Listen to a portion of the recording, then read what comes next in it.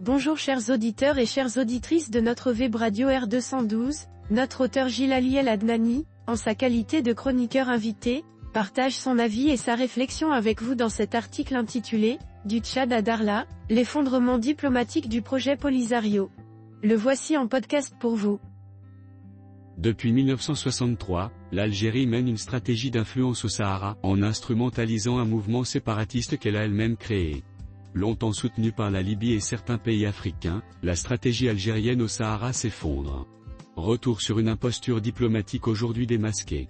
Gilali El Adnani ouvre son propos en retraçant les origines de cette stratégie d'influence menée par Alger dès les premières années de son indépendance de cette manière.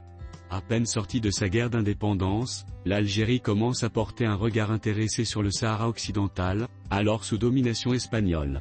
D'abord prudente, elle plaide aux tribunes de l'ONU et de l'Organisation de l'Unité africaine en faveur du maintien de la tutelle espagnole sur le territoire, arguant que les 50 000 nomades du territoire ne justifieraient pas la création d'un État.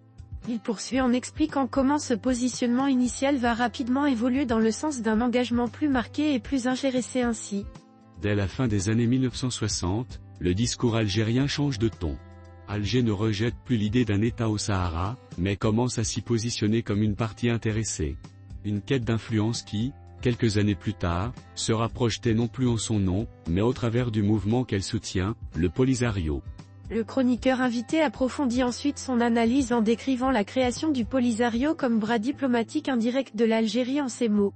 D'un acteur à un avatar diplomatique, 1973 à 1981, dès 1973, Alger adopte une stratégie plus subtile, créer un mouvement séparatiste sahraoui pour camoufler ses propres ambitions dans la région. Dès lors, le Polisario devient une extension diplomatique de l'État algérien. L'ONU et l'Organisation de l'Unité africaine furent les théâtres d'une opération de légitimation où l'Algérie, craignant d'être accusée de néocolonialisme, préféra agir à travers un proxy. À Nairobi, en 1981, les représentants du Polisario sont introduits en douce en tant qu'observateurs. Le diplomate français Roger Duzer rapporte la supercherie, les Sahraouis étaient absents officiellement mais hyperactifs officieusement, et jusqu'aux menaces.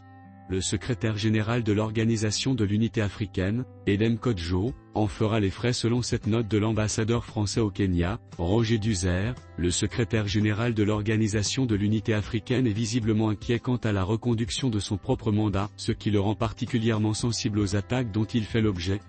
Révélant la violence qui prévaut dans l'hémicycle, le SG de l'Organisation de l'Unité africaine va même avouer à Roger Duzer, les Algériens et leurs clients veulent ma peau, la Courneuve, ministère des Affaires étrangères, en mots, Maroc-Sahara occidental, 1972 à 1982, carton 965. Gilali El Adnani apporte une nouvelle dimension à son propos en évoquant un tournant décisif dans la stratégie régionale, le revirement inattendu de la Libye ainsi.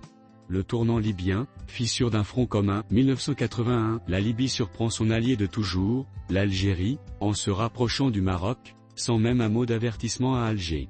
Cette initiative inattendue provoque un véritable séisme diplomatique, comme le rappelle la presse kenyane rapportée par le document de l'ambassadeur de France à Nairobi, Roger Duzer. Je relève que selon la presse kenyane, M. Bedjaoui, qui conduit la délégation algérienne, déclare au sujet des propositions faites par les Libyens à Rabat sur le Sahara que les Algériens n'avaient pas été consultés par ces derniers, qu'ils ne se sentaient donc pas engagés par cette initiative et qu'enfin ils étaient surpris et troublés.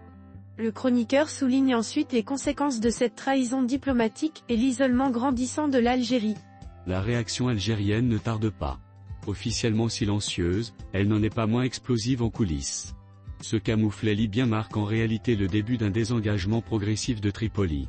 Après avoir été un pilier du soutien militaire et financier au Front Polisario depuis 1976, la Libye opère un revirement stratégique, fin du financement, arrêt des livraisons d'armes et retrait du soutien politique. L'Algérie se retrouve seule à la manœuvre. Elle doit désormais assumer à elle seule l'intégralité du soutien logistique, financier et diplomatique au mouvement terroriste sahraoui. Gilali El Adnani illustre alors son propos à travers un cas emblématique, celui du Tchad. Le cas du Tchad, un exemple parlant. Le Tchad résume rétrospectivement la ruine de la cause du Polisario.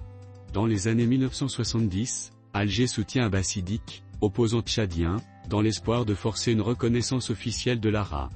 Boumedienne joue sur deux tableaux, il soutient aussi le général Félix Maloum, nouvel homme fort Anjana. Ce marchandage est rapporté avec précision par Guy de Comines, au diplomate français. Dans une note interne du ministère des Affaires étrangères, le président Boumedienne a reçu le 22 mars 1976 le ministre des Affaires étrangères du Tchad, M. Kamou. La presse algérienne ne fait aucun commentaire à ce sujet et rien, en particulier, ne laisse entendre que le Tchad soit prêt à reconnaître l'État sahraoui. De son côté, il est clair que le général Maloum cherche à obtenir le ralliement du docteur Abbasidique à son régime et peut espérer, s'il paye le prix, avoir l'appui d'Alger. Il y a donc là les éléments d'un marchandage qui pourrait éventuellement aboutir à la reconnaissance par le Tchad de l'ARA. Archives de la Courneuve, ministère des Affaires étrangères, en mots, Maroc-Sahara occidental, 1972 à 1982, carton 965. Il revient ensuite sur un incroyable retournement de situation, qui révèle l'ampleur du désaveu diplomatique subi par le Polisario de la manière suivante. Le Tchad allait reconnaître le Polisario, mais qui pouvait prédire que 48 ans plus tard, le même Abbasidique, devenu entre-temps ministre des Affaires étrangères du Tchad, allait annoncer officiellement le retrait de la reconnaissance de l'ARA par son pays. Mais l'histoire ne s'arrête pas là. Quelques années après ce revirement, le Tchad va encore plus loin, il inaugure un consulat général à Darla en 2024. Cette évolution marque, selon Gilles Ali El Adnani, un basculement profond dans la géopolitique régionale. Cette bascule symbolise un tournant plus large. Les pays sahéliens, Tchad en tête, prennent leur distance avec les idéologies de la guerre froide.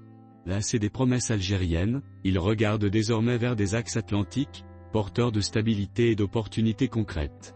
L'obsession algérienne pour le Sahara occidental, elle, reste figée dans le passé, au prix de milliards dépensés pour un projet sans avenir. Dans une conclusion incisive, le chroniqueur invité résume les échecs accumulés par Alger à travers son soutien au Polisario en ces termes. L'État sahraoui n'a jamais existé, mais la facture, elle, est bien réelle. L'Algérie a cru pouvoir construire un État à travers une organisation paramilitaire façonnée de toutes pièces. Derrière les discours sur le droit des peuples à disposer d'eux-mêmes, elle a pratiqué la diplomatie de l'ombre, le chantage diplomatique et le financement d'un conflit à huis clos. Aujourd'hui, le masque tombe. Les anciennes alliances se délitent. Le Polisario, que des voix influentes appellent à classer comme organisation terroriste, n'est plus qu'un vestige embarrassant, soutenu à bout de bras par un régime qui s'enferre dans une guerre sans issue. Pendant ce temps, les peuples sahéliens cherchent un autre cap, celui de la croissance, de la mer, et d'une paix enfin possible. Chers auditeurs de la web radio R212, merci d'avoir été à l'écoute de ce podcast, et de partager avec nous ce moment d'échange et de découverte. Votre présence et votre fidélité sont notre plus belle récompense. On se dit à très bientôt, si vous le voulez bien.